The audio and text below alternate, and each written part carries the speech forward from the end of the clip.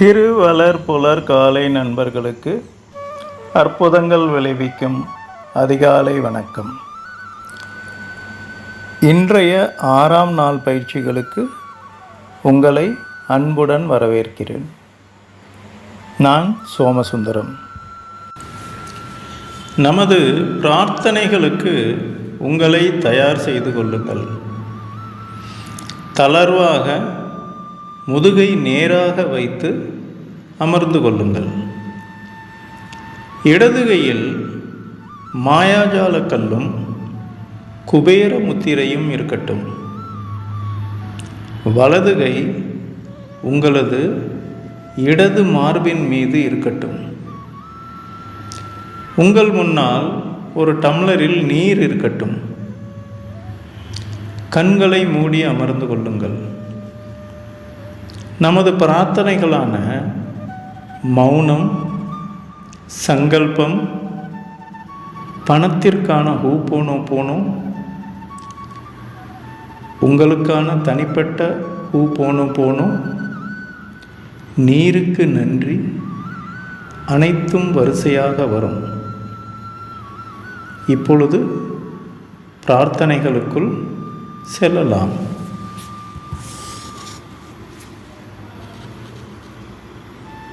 அடுத்த 5 நிமிடங்களுக்கு மௌனமாக அமர்ந்து உங்கள் மூச்சை கவனியுங்கள்.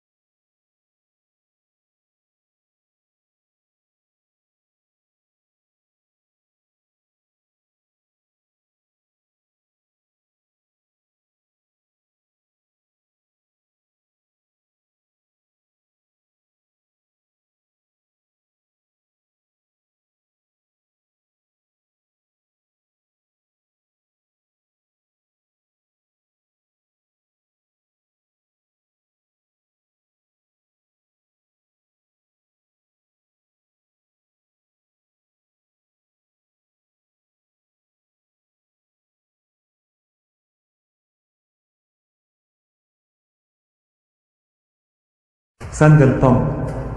என் வாழ்வில் பணம் தாராளமாக புழங்கிக் கொண்டிருக்கிறது. எனக்கு பிரபஞ்சத்தின் அளவில்லா ஆசீர்வாதம் எப்பொழுதும் கிடைத்துக் கொண்டிருக்கிறது. எனக்கு நாளுக்கு நாள் செல்வம் பெருகிக் கொண்டிருக்கிறது. ஒவ்வொரு நாளும் நான் செல்வத்திலும் ஞானத்திலும் வளர்ந்து கொண்டிருக்கிறேன். நான் தினமும் பொருளாதார ரீதியாக வேகமாக முன்னேறி வருகிறேன். முடிவில்லா பேரழிவு எனது அனைத்து நிதி பரிவர்த்தனைகளையும் கண்காணிக்கிறது மற்றும் நிர்வகிக்கிறது. மற்றும் நான் எதை செய்தாலும் அதை செழிக்கும்படி செய்கிறது. பிரபஞ்சமே அனைத்துக்கும் ஆதாரம். அங்கிருந்து செல்வம் என்னிடம் தாராளமாக ஏராளமாக கிடைக்கிறது. நான் எப்பொழுதும் எனது உண்மையான மதிப்பை உணர்ந்திருக்கிறேன். நான் எனது திறமைகளை இலவசமாக மற்றவர்களின் நலனுக்காக கொடுக்கிறேன். நான் அற்புதமாக தெய்வீகமாக ஈடு செய்யப்பட்டு இருக்கிறேன். நன்றி. எனது ஆசீர்வாதத்தின் ஆதாரம் பிரபஞ்சம். எனது தேவைகள் அனைத்தும் ஒவ்வொரு தருணத்திலும் சரியாகவும் நிறைவாகவும் பூர்த்தி செய்யப்படுகின்றன. மன்னிப்பு. பிரபஞ்சத்தின் படைப்பினிடம் நான் மனதார கேட்கும் மன்னிப்பு இதுதான். நானோ எனது குடும்பமோ எனது உறவினர்களோ முன்னோர்களோ தங்களையோ தங்கள் குடும்பத்தினரையோ உறவினர்களையோ முன்னோர்களையோ எண்ணங்களாலோ அல்லது வார்த்தைகளாலோ அல்லது செயல்களாலோ எப்பொழுதாவது காயப்படுத்தி இருந்தால் அதற்காக நான் மனதார மன்னிப்பு கேட்கிறேன். இந்த மன்னிப்பு என்ற தீயில் இது நாள் வரை தடையாக இருந்த எதிர்மறை அதிர்வுகள் சுத்திகரிக்கப்படட்டும்.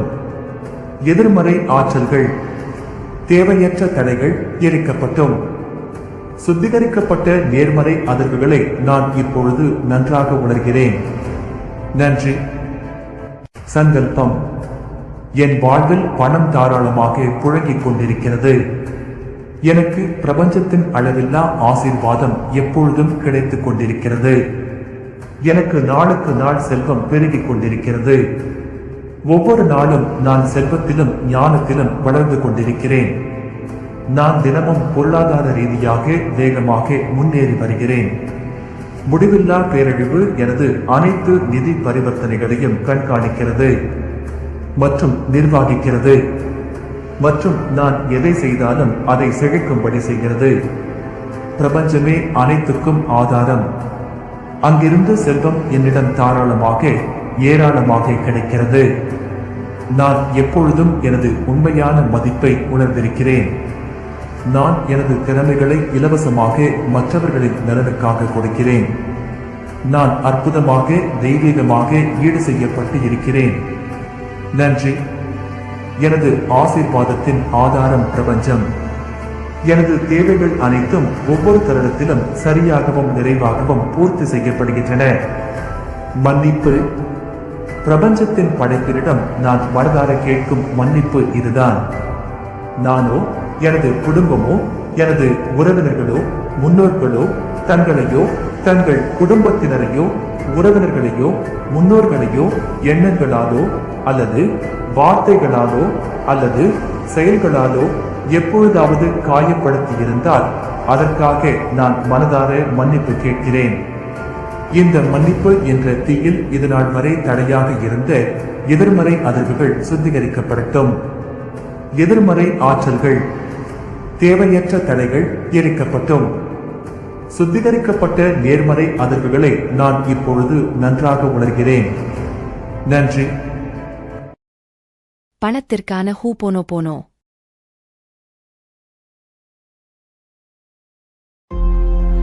My dear money, I am sorry.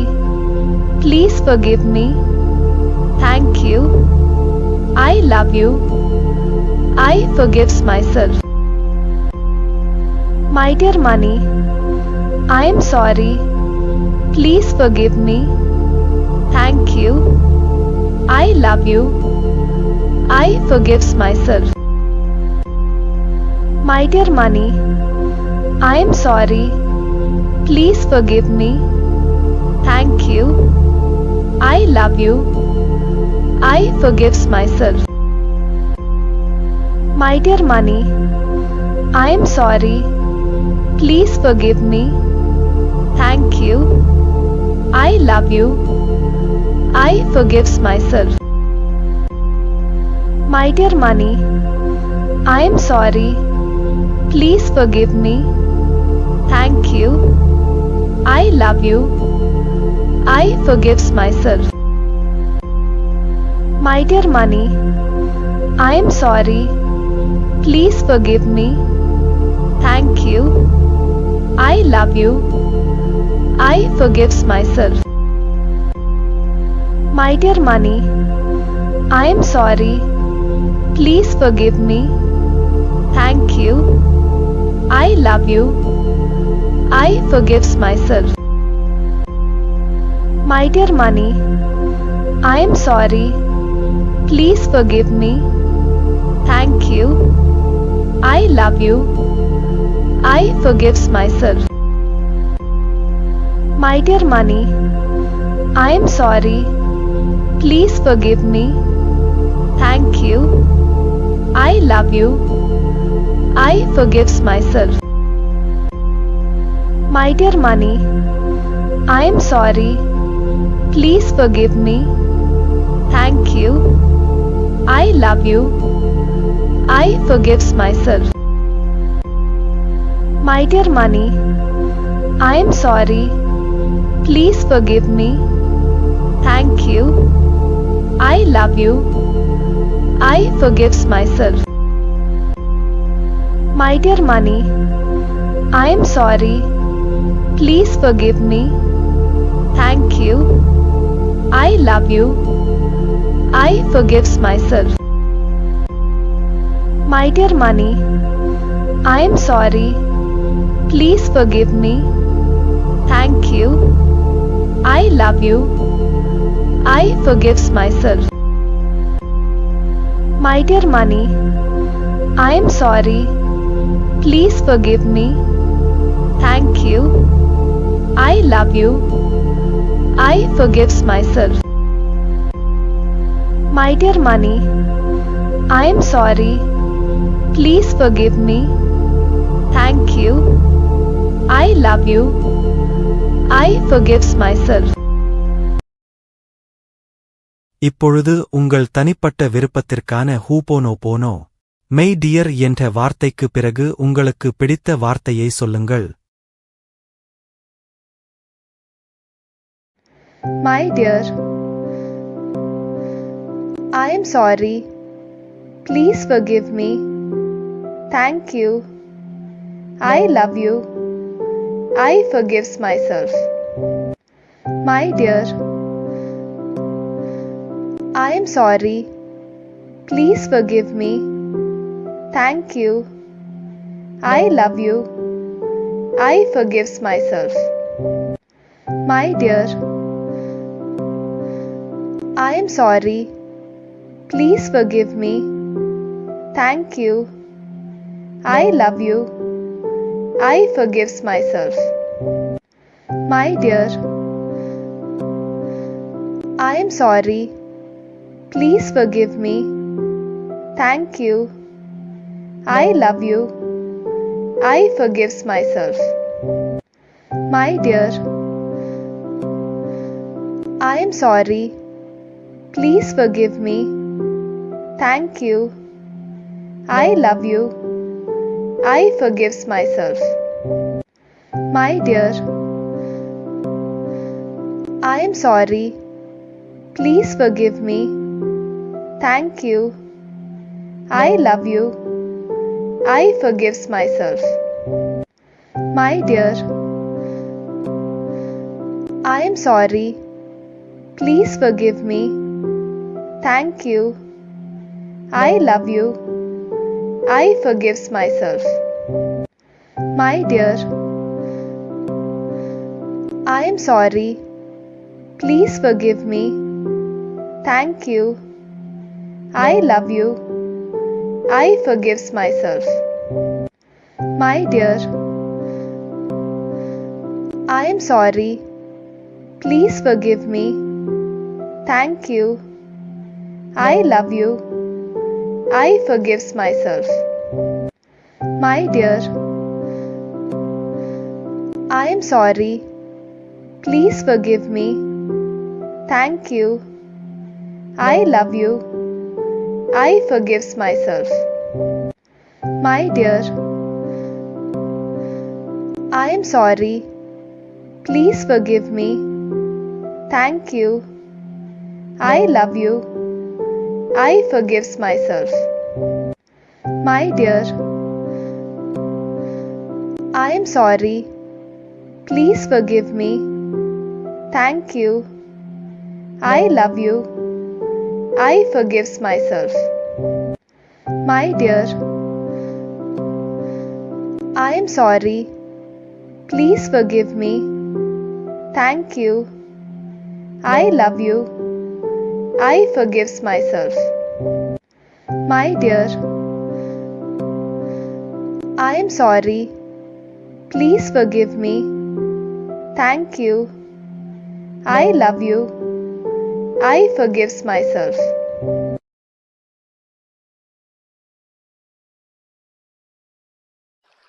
நீருக்கு நன்றி. நீரின்றி அமையாது உலகு, நீரின்றி அமையாது உழவு, நீரின்றி அமையாது உணவு, நீரின்றி அமையாது உயிர். நீருக்கு நன்றி. நான் பிறப்பதற்கு முன்பும் பிறந்த பிறகும் எப்பொழுதும் என்னுடன் பயணிக்கும் நீருக்கு நன்றி. உண்பதற்கு நல்ல உணவுகளை உண்டாக்கி கொடுப்பதும் தானும் உணவாக இருப்பதுமான நீருக்கு நன்றி. தினமும் எனது உடல் தூய்மைக்கு மட்டுமல்லாமல் உள்ள தூய்மைக்கும் காரணமான நீருக்கு நன்றி. உமிழ்நீரில் ஆரம்பித்து உடலில் உருவாகும் அத்தனை சுரப்பிகளும் சரியான விகிதத்தில் சுரந்து சீரான உடல் இயக்கத்துக்கு காரணமான நீருக்கு நன்றி. எல்லா உயிர் அணுக்களுக்கு உள்ளேயும் வெளியேயும் நீக்கமர நிறைந்திருக்கும் நீருக்கு நன்றி.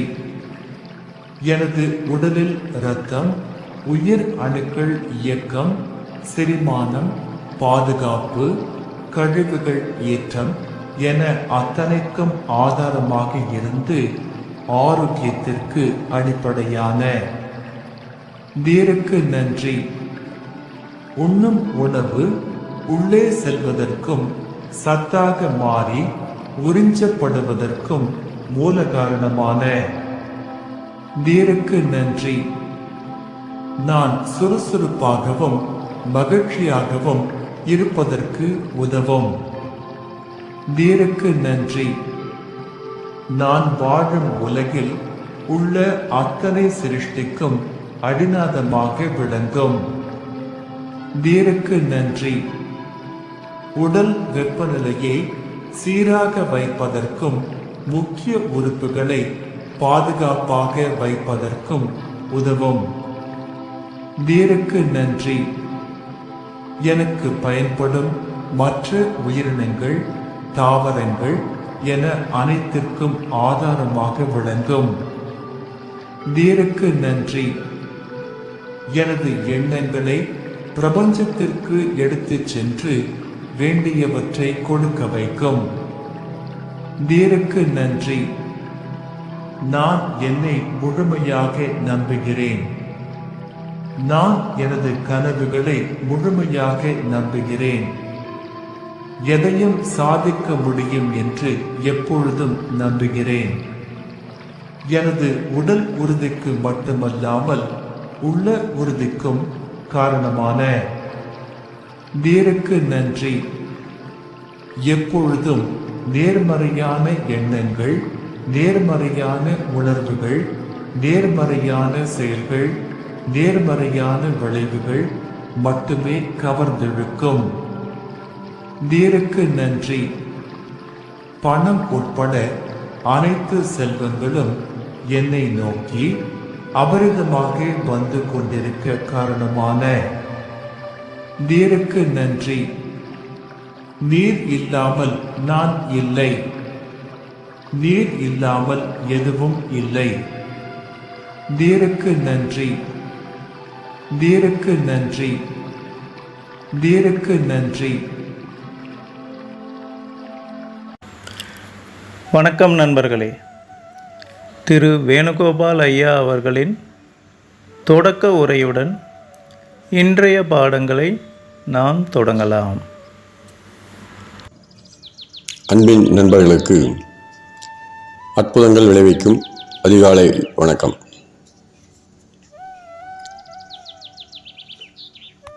தேரான் தெளிவும் தெளிந்தார் ஐயுறவும் தீரா இடும்பை தரும் என்று வள்ளுவர் கூறுகிறார். தேரான் தெளிவு என்றால் அறிவில் குறைந்தவர்களுடைய தெளிவு நிலை என்று சொல்கிறார். அறிவு மிகுந்தோர் அவர்களுடைய ஐயம் இவை இரண்டுமே தீராத துன்பத்தை கொடுக்கும் என்று கூறுகிறார். ஐயுறவு என்றால் சந்தேகம். நாம் செய்யக்கூடிய விஷயங்களில் ஐயம் திரிவு அகற்றி உணர்ந்து கற்று அதை கடைபிடிக்க வேண்டும். அதற்காகவே இந்த 28 நாள் மாயாஜால பயிற்சி வார அடிப்படையில் பிரித்து 4 வாரங்களாக பிரித்து நாம் குரல் பதிவு வெளியிட்டு வருகிறோம். இது 2வது வாரம். 2வது வாரத்தில் 8வது நாள். பயிற்சியினுடைய மொத்தத்தில் இது 8வது நாள். உண்டி கொடுத்தோர் உயிர் கொடுத்தோர் என்று கூறுவார்கள். எனவே உணவினுடைய முக்கியம். உணவு என்பது உயிருக்கு நேர். நீங்கள் உங்களுடைய வாழ்நாளில் எப்போதாவது உணவு இன்றி ஒரு பசியால் வாடிய ஒரு நாளை நினைத்து அந்த பசியினுடைய கொடுமையை உணர்வால் நீங்கள் கொண்டு வந்து ஒவ்வொரு வேளை உணவின் பொழுதும் அந்த உணவின் மீது நன்றி உணர்வை செலுத்த வேண்டும். இதுதான் பயிற்சி. உணவின் மீது நன்றி உணர்வை பெருக்கிக் கொள்ளுதல். நாம் உண்ணுகின்ற ஒவ்வொரு வேளை உணவின் போதும் அதை உற்பத்தி செய்த விவசாயிகள், விவசாய தொழிலாளர்கள்,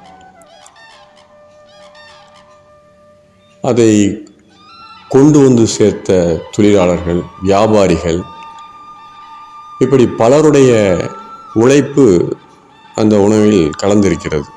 இவர்களெல்லாம் இல்லை என்றால் அந்த உணவு நமக்கு கிடைத்திருக்காது. எனவே நாம் அவர்களையெல்லாம் கண்ணுக்கு தெரியாத அந்த நபர்களை மனதிலே நினைத்து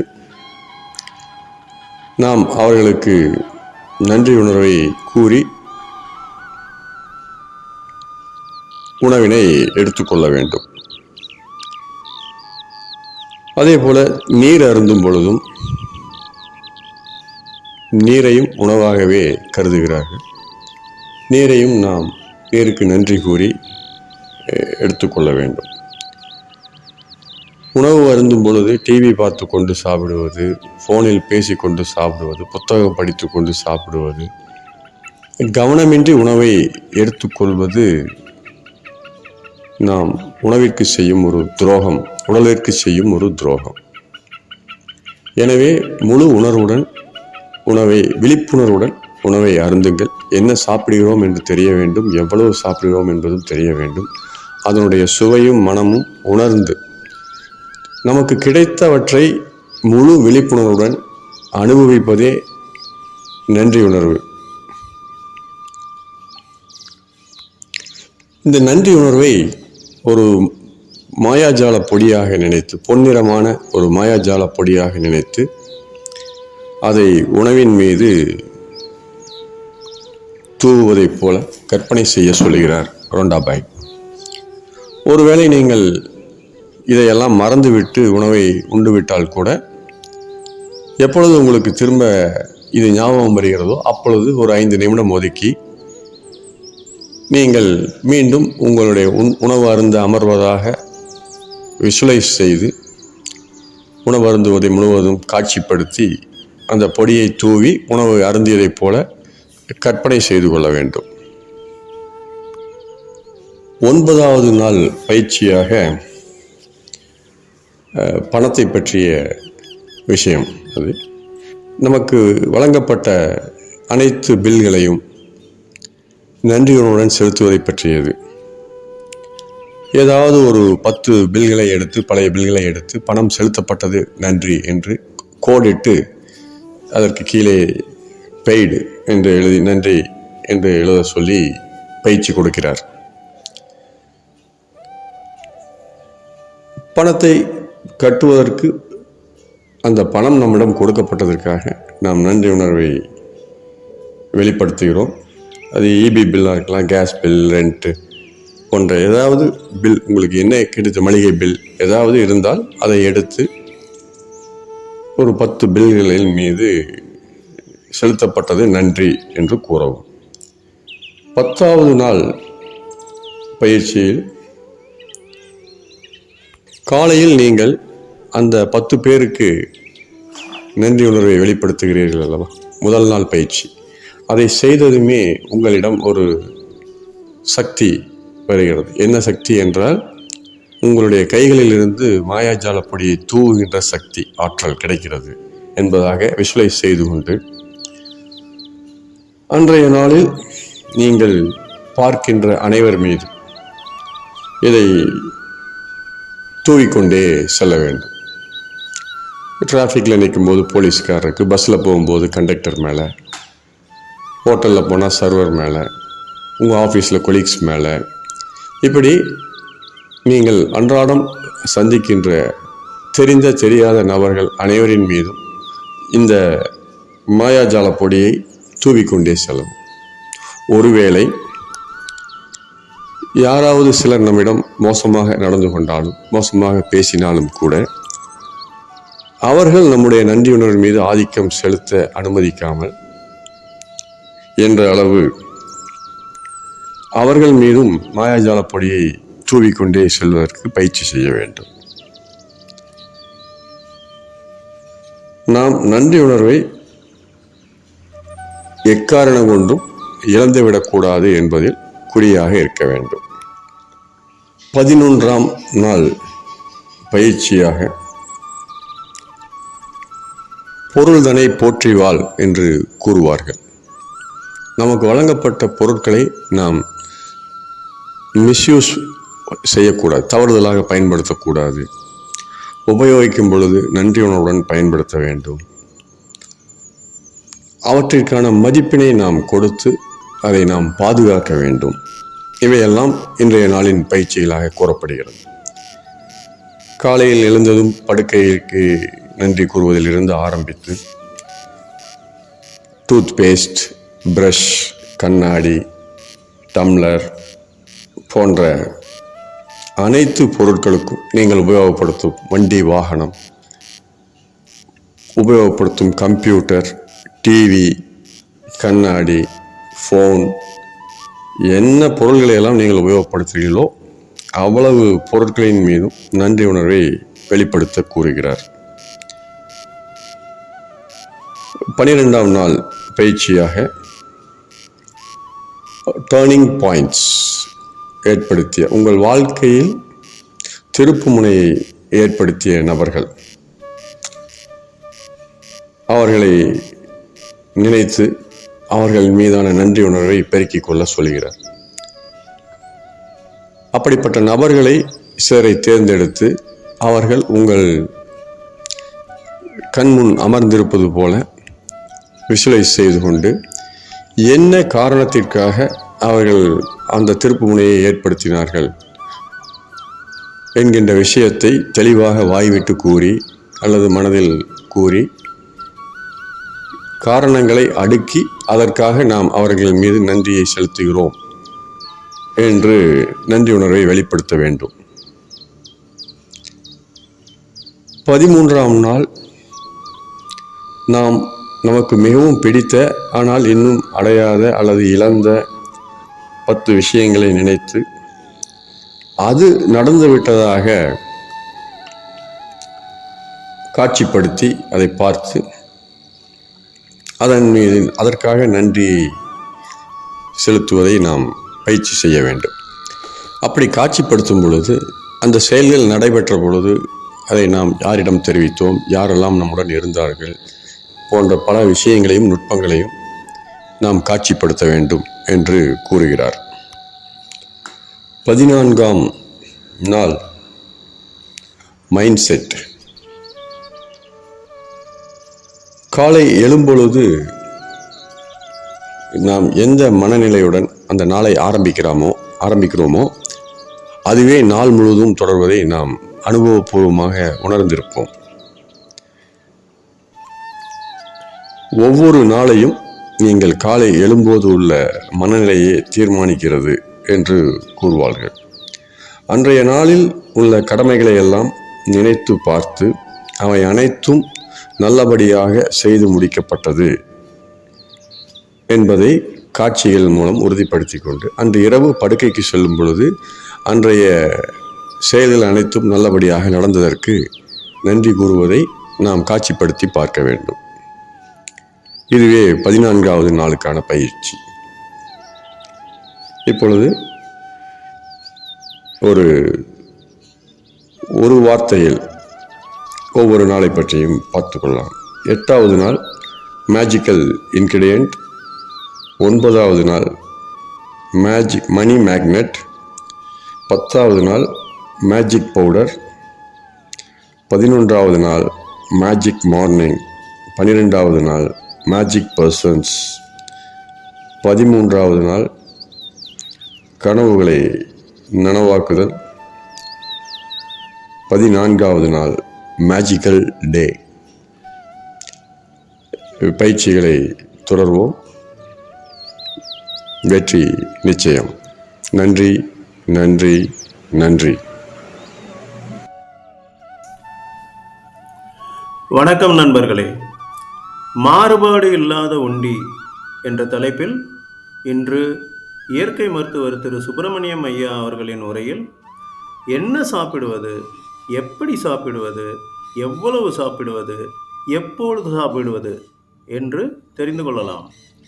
வாருங்கள், அவருடைய உரையை கேட்கலாம். வணக்கம். இயற்கை மருத்துவம் நேச்சர் கூர் பற்றி பேசிக் கொண்டிருக்கிறோம். மருதமலை இயற்கை மருத்துவர் சுப்பிரமணியன். திருவள்ளுவர் மருந்துங்கிற அதிகாரத்தில் நிறையா விஷயம் சொல்லியிருக்காருங்க. அதில் முக்கியமானது பசித்து சாப்பிட்றது. இயற்கை மருத்துவத்தில் என்ன விஷயம்னு கேட்டிங்கன்னா, என்ன சாப்பிடுவது, எப்படி சாப்பிடுவது, எவ்வளவு சாப்பிடுவது, எப்போது சாப்பிடுவது, ஏன் சாப்பிடுவது, இந்த விஷயங்கள் தான் அடிப்படையான விஷயம். What to eat, when to eat, how to eat, how much to eat, why to eat, இதுதான் அடிப்படை. இதுக்கு விடை கண்டுபிடித்து விட்டால் நீங்கள் இயற்கை மருத்துவர் ஆகிவிடலாம். என்ன சாப்பிட வேண்டும் என்பதற்கு திருவள்ளுவர் மாறுபாடு இல்லா உண்டி என்கிறார். மாறுபட்ட உணவு, மாறுபடாத உணவு, அதுதான் சொல்கிறார் அவர். புரோட்டீனு, ஸ்டார்ச்சு, பழம், காய்கறி, மாட்டுக்கறி, ஆட்டுக்கறி, மீன், அந்த மீன் சிறந்தது, இதெல்லாம் ஒன்றுமே சொல்லலை. மாறுபாடு இல்லா உண்டி. எது மாறுபாடு இல்லாதது? இயற்கை தரும் பழங்களும் காய்களும் இலைதழைகளும் பூக்களும் மாறுபடாத உணவு. அதை நீங்கள் தீயில் வைத்து பொசுக்கும் பொழுது, நசுக்கும் பொழுது, அல்லது அதை வேக வைத்து, அதை சாக வைத்து, நோக வைத்து, நாடு முழுதும் பிரயாணமாக போக வைத்து, இப்படி சாப்பிட்டா நோய் வருமா வராதா? அப்போ எல்லா உயிர்களும் என்ன பண்ணுகின்றன? இந்த மாடு, கண்ணுக்குட்டியெல்லாம் பாருங்கள் என்ன சாப்பிடுது. பக்கத்துலலாம் எத்தனை மாடு இருக்குங்க. பக்கத்தில் கோழி இருக்குது, சேவல் இருக்குது, பறவைகள். அதோ அந்த பறவை போல வாழ வேண்டும். அந்த பறவைகள்லாம் எப்படிங்க? குளிருக்கு யாராவது பெட்ஷீட் கொடுத்தாங்களா நைட்டில்? இரவு பனி, ஊட்டியில் பனி குளிர், அங்கே இரவில் மழை பெய்கிறது. அந்த பறவைகள் நன்றாக இருக்கின்றன. 5:30 மணிக்கு அவை கீதம் பாடி எழுகின்றன. ஆலய மணியின் ஓசையை நான் கேட்டேன், அருள்மொழி கூறும் பறவையின் இசை கேட்டேன், ஒலி கேட்டேன். அந்த பாட்டு பாருங்கள், அருமையான பாட்டு. அருள்மொழி கூறும் பறவை, புல்லினங்கள். அந்த கவிஞர்கள் புல்லினங்களை பாடாதவர்கள் கிடையாது. ஆன்மீகத்தில் பறவைகளை பாடாமல் இல்லை. ஆகவே இந்த காலை நேரத்தில் அந்த சிந்தியுங்கள். பறவைகள் என்ன சாப்பிடுகின்றன? மாறுபடா உணவை சாப்பிடுகின்றன. கனிகள், இலைகள், காய்கள், புழுக்கள் என்றாலும் பச்சையான புழுக்கள். அந்த புழு பச்சை இலையை தின்னது. அது குருவி கூட பச்சை இலையை தின்னும் புழுவை சாப்பிடுகிறது. அந்த புழு புதியது, அப்போதுதான் அது இலையை தின்று பெருத்து கொண்டிருக்கிறது. ஆகவே இலைதானே புழு வடிவத்தில் உள்ளே போகிறது. ஆகவே மாறுபடா உணவை அந்த உயிர் அதற்கு என்ன இயற்கை விழித்திருக்கிறதோ அதை சாப்பிடுகிறது. மாறுபாடு இல்லா உண்டி மறுத்து உண்க. அப்போ மாம்பழம் என்பது மாறுபடாத உணவு. மாங்காய் கூட சாப்பிடலாம், மாறுபடவில்லை. ஆனால் நீங்கள் மாங்காயை பிஞ்சிலே பிடுங்கி மாம்பழத்தை மாமரம் தருகிறது, மாங்காயை மாமரம் தராது. வாழைப்பழத்தை வாழை மரம் தருகிறது, வாழைக்காயை தராது. பிடுங்கினாலும் வராது. பிடுங்கினால் அது பால் வடிக்கும். அது பால் அல்ல, மரம் விடுகின்ற கண்ணீர். மாங்காயை பிடுங்கும்போது பால் வடியும், அது பால் அல்ல, அந்த மரம் விடுகிற குருதி. மரத்தின் ரத்தம் அதுதானே. அது பால் என்று சொல்கிற பால் அல்ல, மரத்தினுடைய ரத்தம். அது அழுகிறது, ஐயோ இப்படி என் மாங்காயை பிஞ்சிலேயே பிடுங்கி தின்கிறானே, அது இன்பமாக இருக்காதே, புளிக்குமே. நான் பெரிய மாம்பழமாக, இனிய மாம்பழமாக, 1/2 கிலோ மாம்பழமாக தருவேன் என்று சொல்கிறேனே, இவன் 100 கிராம் 50 கிராமில் பிடுங்கி தின்கிறானே, புளிக்குமே, நாக்கு கூசுமே, பல்லு கூசுமே என்று மாமரம் அன்பாக குருதி வடிக்கிறது. அந்த மாங்காயை நீங்கள் குழந்தைகள் தின்பார்கள். அதை வாங்கி வந்து வெட்டி உப்பு போட்டு, உப்பை எந்த உயிரினமும் திங்காது. உப்பு அது தனியாக பேசுவோம். மிளகாயை போட்டு வேக வைத்து தாளித்து அதை பாட்டிலில் போட்டு அடைத்து ஊரெல்லாம் சுற்றி விற்று வாங்கி அதை தொட்டுக்கொண்டு வெகு சோறு சாப்பிடுகிறது. இதில் பழமொழி வேறு. மாதா ஊட்டாத சோத்தை மாங்காய் ஊட்டும். அப்போ சோறு நிறையா திங்கிறதுக்காக மாங்காயா? உள்ளே இறங்காத சோத்துக்கு மாங்காய் ஊறுகாய் போட்டு இறக்குறீங்களே, இறக்குமதி பண்ணுறதுக்கு வினதியா? ஆகவே மாறுபாடு இல்லா உண்டினா இன்பமாக இருக்கணும். இதெல்லாம் மாறுபட்டு போச்சு. மாறுபாடாக இல்லாத உண்டி சாப்பிடுங்க. அப்படின்னா கனிகளை தான் குறிக்குங்க. காய்கள் கூட அவ்வளோ இன்பமாக இருக்காது. இப்போ புடலங்காய் பச்சையாக சாப்பிட்றதுக்கு பழகினால் இன்பம், பழகினால் அது வெள்ளரிக்காய் மாதிரி இருக்கும். நீங்கள் புடலங்காயும் தக்காளியும் ஒரு தேங்காய் சில்லும் 3ஐயும் வாயில் போட்டு கடிச்சு தின்னு பாருங்கள். ஒவ்வொரு துண்டு வைக்கணும். ஒரு புடலங்காய் துண்டு, ஒரு தக்காளி துண்டு, தேங்காய் சில்லு, 3ஐயும் வாயில் போட்டு மென்றால் ரொம்ப அற்புதமாக ருசியாக இருக்கும். வாயில் மெல்லுக்கு மேலே நீங்கள் சேலடாக போட்டுக்கொள்ளுங்கள். புடலங்காயை சீவிக்கொள்ளுங்கள், தக்காளியை துருவிக்கொள்ளுங்கள், வெட்டிக்கொள்ளுங்கள், தேங்காயை துருவிக்கொள்ளுங்கள், 3ஐயும் கலங்கள். வேறு 3 போதுமானது, ருசியாக இருக்கும். வேண்டுமென்றால் நீங்கள் அதில் கொத்தமல்லி தழை சேர்க்கலாம், இன்னும் காரத்திற்கு மிளகு இப்படியெல்லாம் சேர்க்கும் பொழுது அதனுடைய தன்மை கொஞ்சம் மாறுபட்டு கொண்டே வரும். உண்மையான ருசியை அனுபவிக்க முடியாது. இயற்கை மருத்துவத்தில் இயற்கை உணவிலே மினிமம் குறைந்தபட்சம் சேர்க்கை இருக்க வேண்டும். ஒரு தக்காளியும் தேங்காயும் சாப்பிட்டு பாருங்கள், மிக ருசியாக இருக்கும். நீங்கள் தக்காளியை தின்றிருப்பீர்கள், தேங்காயை தனியாக சாப்பிட்டிருப்பீர்கள். தக்காளியும் தேங்காயும் சாப்பிட்டு பாருங்கள். தக்காளி, தேங்காய், கொத்தமல்லி தழை, இது மாறுபடாத உணவு. பீர்க்கங்காய் வெள்ளரிக்காய் போல இருக்கும். ஸோ கனிகள் தான் சிறந்தவை. காய்களும் சாப்பிட வேண்டும், சாப்பிடலாம். இலைகளையும் சாப்பிடலாம். சில இலைகளை பச்சையாக சாப்பிடலாம், சில பூக்களை சாப்பிடலாம். செம்பருத்தி பூ சாப்பிடலாம். அந்த நல்ல ரோஜா பூ, பன்னீர் ரோஸ் என்பார்கள், மாலையிலே போட்டால் உதிர்ந்துவிடும் அந்த ரோஸ் சாப்பிடுவார்கள். இப்படி பூக்கள், இலைகள், பழங்கள், காய்கள் சாப்பிடலாம். இதுதான் மாறுபடாத உண்டி. ஆகவே மாறுபாடு இல்லா உண்டி மறுத்து உண்ணின் ஊறுபாடில்லை உயிருக்குன்னு சொல்கிறாருங்க. அவர் எப்பவுமே உயிரை பற்றி தான் பேசுகிறாரு. உறுப்புக்கு ஊறுபாடு இல்லை, உடம்புக்கு ஊறுபாடு இல்லைன்னு சொல்லவே இல்லை. மாறுபாடு இல்லா மரங்கள் வழங்கிய அந்த கனிவுகளை சாப்பிட்டால் ஊறுபாடு இல்லை உயிருக்கு. உயிரே நல்லா இருக்கும்போது உடம்பும் உறுப்பும், அதனுடைய உறுப்புகளின் உழைப்பும், அதனால் வரக்கூடிய உவப்பும், உலகத்துக்கு ஏற்படும் நன்மையும் எல்லாம் சிறப்பாகத்தானே இருக்கும். மாறுபாடு இல்லா உண்டியை சாப்பிட்டு பாருங்கள், உழைக்கும் ஆற்றல் வரும். உவப்பு என்றால் மகிழ்ச்சி, ஒரு ஆனந்தம் பொங்கும். மாம்பழம் சாப்பிட்டால் ஆனந்தம் பொங்குகிறது. மாங்காய் ஊறுகாயை வாயில் வைத்து பாருங்கள், துன்பம்தான். கண்ணில் நீர் வடியும், உன் கண்ணில் நீர் வடிந்தால் என்பது போல தண்ணி வடியுங்க. துன்பம்ங்க அது.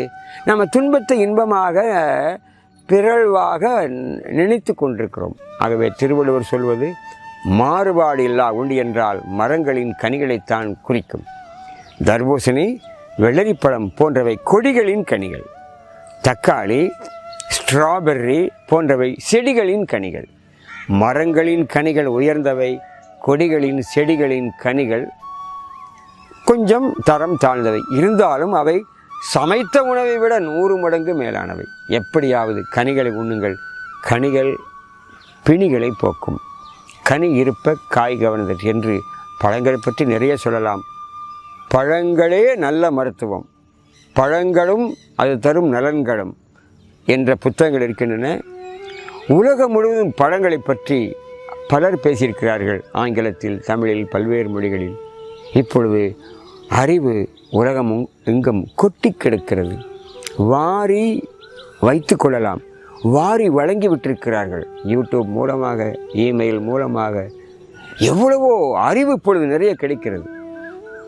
நாம் தான் அதனை தேடி சென்று அடைய வேண்டும். யாரும் அறிவை கொண்டு திணிக்க முடியாது. பழங்கள் சிறந்தவை. Man is fruitarian. இதுதான் மாறுபாடெல்லாம் உண்டு. மீண்டும் சந்திப்போம். நன்றி, வணக்கம்.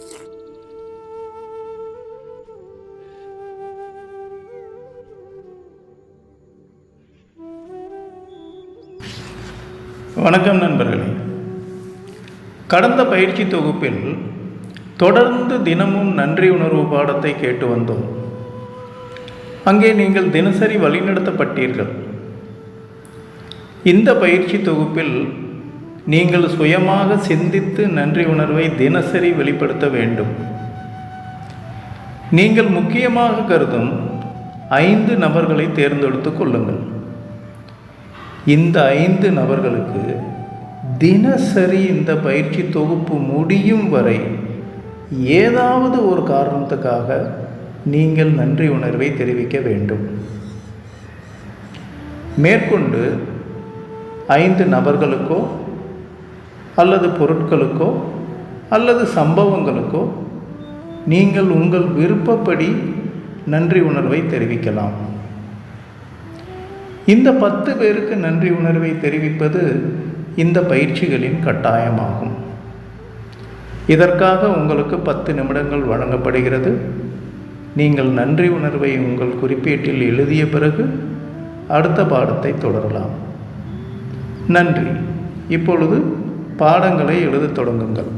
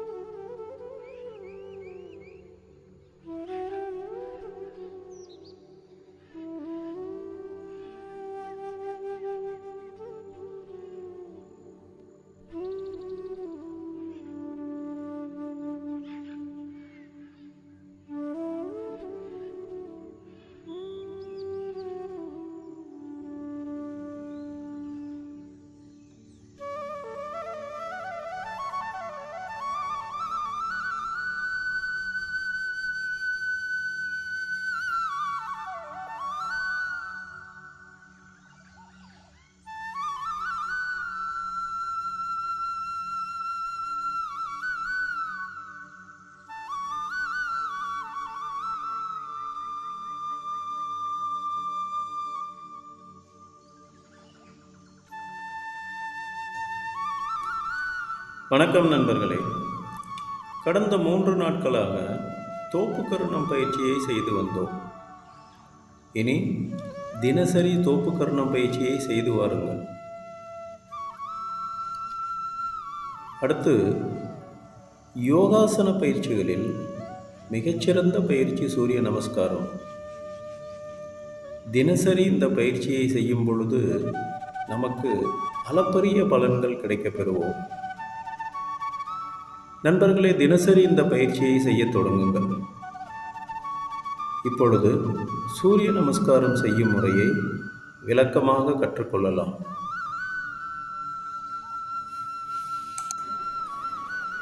வணக்கம் நண்பர்களே. சூரிய நமஸ்காரம் செய்வதில் 12 நிலைகள் உள்ளன. நாம் இப்பொழுது ஒவ்வொரு நிலைகளாக படிப்படியாக கற்றுக்கொள்ளலாம். ஆசனங்கள் செய்யும் பொழுது வெறும் தரையில் செய்யக்கூடாது. யோகா மேட்டோ அல்லது வேறு விரிப்புகளோ தரையில் விரித்து அதன் மீது நின்று செய்யவும். முதலாவது நிலை, உங்கள் கால்கள் இரண்டையும் சேர்த்து வைக்கவும். கைகள் இரண்டையும் தோலுக்கு நேராக தொங்க போட்டு மூச்சை உள்ளிழுத்து பின் 2 கைகளையும் உயர்த்தி கைகளை கூப்பிய நிலைக்கு கொண்டு வரவும். இப்பொழுது மூச்சை வெளியே விடவும். இரண்டாவது நிலை, மூச்சை உள்ளே இழுத்து கைகள் இரண்டையும் தலைக்கு மேல் உயர்த்தி முடிந்த அளவு பின்புறமாக நீட்டவும். கைகள் காதில் படுவதோடு நன்கு நேராக இருக்க வேண்டும். உடலை இடுப்புக்கு மேலே எவ்வளவு முடியுமோ அவ்வளவு பின்புறமாக வளைத்து மூச்சில் கவனம் செலுத்தவும். மூன்றாவது நிலை, மூச்சை வெளியே விட்டவாறு கைகள் மற்றும் உடலை முன்புறமாக கொண்டு வந்து இடுப்போடு முன்புறமாக வளைந்து உங்கள் முழங்கால்கள் மடியாதவாறு உள்ளங்கைகள் இரண்டும் கால்களுக்கு பக்கத்தில் இருக்குமாறு வைக்க முயற்சிக்கவும். ஆரம்பத்தில் குனியவே கஷ்டமாக இருக்கும். கைகளை வைக்காவிட்டாலும் பரவாயில்லை. முழங்கால்களை மடிக்காமல் உடலை கீழ் நோக்கி தள்ளி முயற்சியுங்கள். கை வைக்க முடியுமானால் முழங்காலை மூக்கால் தொடுங்கள். கால்கள் மடியக்கூடாது. நான்காவது நிலை, இப்போது இடது காலை பின்புறமாக கொண்டு சென்று முழுமையாக நீட்டி பெருவிரல் நிலத்தில் படுமாறு வையுங்கள். வலது கால் 2 கைகளுக்கும் நடுவில் இருக்குமாறு முழங்காலை மடித்து 2 கைகள் மற்றும் வலது கால் ஆகியன ஒரே கோட்டில் இருக்குமாறு பார்த்து கொள்ளுங்கள். நெஞ்சு இழுபடுமாறு முன் தள்ளி கழுத்தை பின்பக்கமாக வளைத்து மூச்சை உள்ளே இழுங்கள். ஐந்தாவது நிலை, தற்போது மூச்சை வெளிவிட்ட வண்ணம் வலது காலையும் பின்னோக்கி தள்ளி எடையை தூக்கி உடலை மலையைப் போல வளையுங்கள். உங்கள் நாடியால் நெஞ்சை தொட முயற்சியுங்கள். கைகளும் கால்களும் முழுமையாக நீண்டிருக்க வேண்டும். கால் பாதத்தை கீழே முழுமையாக பதிக்க முயற்சியுங்கள். முடியாத பட்சத்தில் சிறிது காலை உள்ளே கொண்டு வரலாம். ஆனால் மடிக்கக்கூடாது. ஆறாவது நிலை, தற்போது மூச்சை வெளியே விட்டவாறு முழங்கால், முழங்கை, வயிறு, உள்ளங்கை, கை, நெஞ்சு, நாடி அனைத்தும் கீழே தரையில் படுமாறு வைக்கவும். இடுப்பு மட்டும் தூக்கிய நிலையில் இருக்க வேண்டும். ஏழாவது நிலை, இப்போது முழங்கால், கைகள் போன்றவை நிலத்தில் பட மூச்சை உள்ளே இழுத்தவாறு இடையோடு மேலிருக்கும் பகுதிகள் அனைத்தையும் உள்ளங்கையால் ஊன்றி தூக்கவும். தூக்குகின்ற நேரத்தில் முழு பாரமும் உள்ளங்கை மீது இருக்கட்டும். கழுத்தை முடிந்தளவு பின்பக்கம் வளைத்து கொள்ளுங்கள். 8வது நிலை. தற்போது மூச்சை வெளியே விட்ட வண்ணம் கால்களை தூக்கி இடையையும் தூக்கி உடலை மலையைப் போல வளையுங்கள். உங்கள் நாடியால் நெஞ்சை தொட முயற்சியுங்கள். கைகளும் கால்களும் முழுமையாக நீண்டிருக்க வேண்டும். கால் பாதத்தை கீழே முழுமையாக பதித்திருக்க வேண்டும். 9வது நிலை. இப்போது இடது காலை பின்புறமாக கொண்டு சென்று முழுமையாக நீட்டி பெருவிரல் நிலத்தில் படுமாறு வையுங்கள். வலது கால் 2 கைகளுக்கும் நடுவில் இருக்குமாறு முழங்காலை மடித்து 2 கைகள் மற்றும் வலது கால் ஆகியன ஒரே கோட்டில் இருக்குமாறு பார்த்து கொள்ளுங்கள். நெஞ்சு இழுபடுமாறு முன் தள்ளி கழுத்தை பின்பக்கமாக வளைத்து நன்கு மூச்சை உள்ளே இழுங்கள். 10வது நிலை. மூச்சை வெளியே விட்டவாறு கைகள் மற்றும் உடலை முன்புறமாக கொண்டு வந்து இடுப்போடு முன்புறமாக எழுந்து உங்கள் முழங்கால்கள் மடியாதவாறு உள்ளங்கைகள் இரண்டும் கால்களுக்கு பக்கத்தில் இருக்குமாறு வைக்க முயற்சிக்கவும். எழும்பொழுது பின்பக்கமாக இருக்கும் காலை நேராக பின்னால் நீட்டி அப்படியே கொண்டு வந்து மற்ற காலுக்கு பக்கத்தில் வைக்கவும். இப்போதும் மூக்கால் முழங்காலை தொட முயற்சியுங்கள். கை வைக்க இயலாதோர் கைகளை கீழ் நோக்கி நீட்டிக்கொண்டே இருங்கள். கால்கள் மடியக்கூடாது. 11வது நிலை. மூச்சை உள்ளே இழுத்து மேலே நிமிரவும். கைகள் இரண்டையும் தலைக்கு மேல் உயர்த்தி முடிந்தளவு பின்புறமாக நீட்டவும். கைகள் காதில் படுவதோடு நன்கு நேராக இருக்க வேண்டும். உடலை இடுப்புக்கு மேலே எவ்வளவு முடியுமோ அவ்வளவு பின்புறமாக வளைத்து மூச்சில் கவனம் செலுத்தவும். 12வது நிலை. பிறகு மூச்சை வெளியே விட்டவாறு கைகள் இரண்டையும் தலைக்கு மேலே உயர்த்தி அதிலிருந்து நெஞ்சுயரத்துக்கு கைகளை கூப்பிய நிலைக்கு கொண்டு வரவும். இப்போது நீங்கள் சூரிய நமஸ்காரம் பாதி சுற்று செய்து முடித்து விட்டீர்கள். ஒரு சுற்றை முழுமையாக முடிக்க மீண்டும் இதே முறைகளை இடது காலுக்கு பதிலாக வலது காலை பின்புறமாக நீட்டி செய்ய வேண்டும்.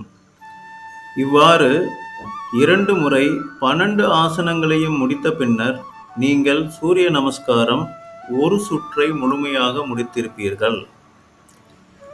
சூரிய நமஸ்காரம் செய்யும் பொழுது மூச்சை அடக்கி பிடித்திருக்க வேண்டாம். சில ஆசன நிலைகள் அடைய கஷ்டமாக இருக்கும். உங்களால் எவ்வளவு தூரம் முடிகிறதோ அதுவரை முயற்சி செய்யுங்கள். சிறிது வலியை பொறுத்து செய்யுங்கள்.